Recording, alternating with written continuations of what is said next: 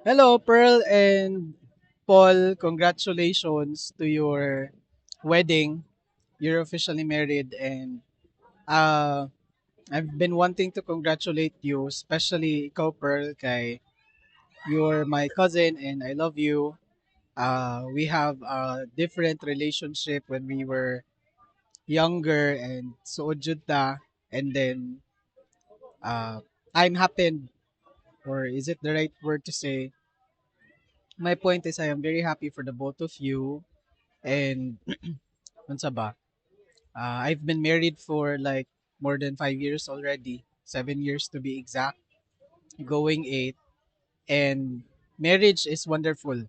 It's really wonderful. It's because you're no longer alone, and you have someone to rely on. You have someone to do silly things. You have someone to share food.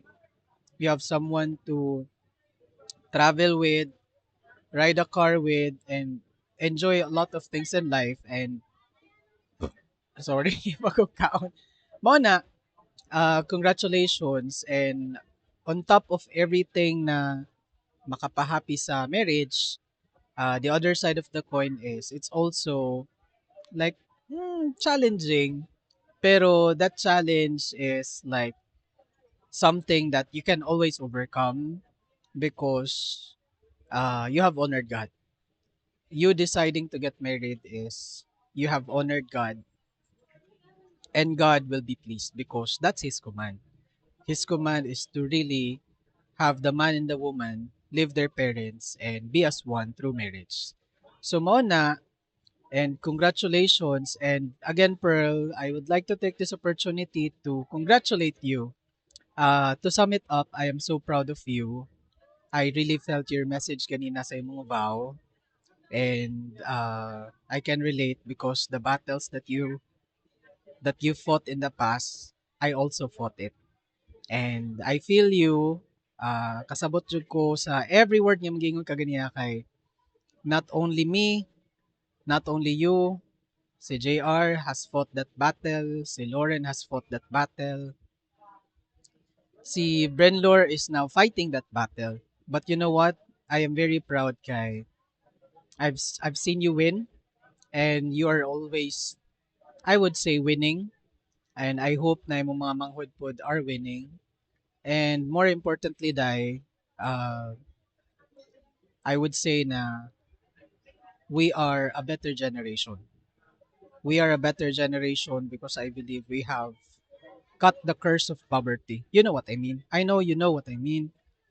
We have cut the curse of poverty, and it's not us siguro for it's not me for it's not me to say na we are a better generation. It's because we are better in many ways. It's because maybe we have forgiven our elders. Uh, mao naman jud. The good thing lang is that we have proven na we were not defined by asa tagipanganak, kinsa ang atong parents, kinsa atong mga relatives, what are their cultures and all. But you were able to prove na you've built your own culture, you taken your own path, and again, I am very proud of you. And continue winning, Dai, especially karon yan na si Paul. Paul will be there. You no longer have to be like strong independent woman at all alone, but rather you will have someone na kanang someone that you can rely on, someone na you can cry on, and you no longer have to fight those silent battles alone. So mao to, God bless you, and again, I'm so happy for you, and I'm excited to see you continue winning in life, and uh, God bless you.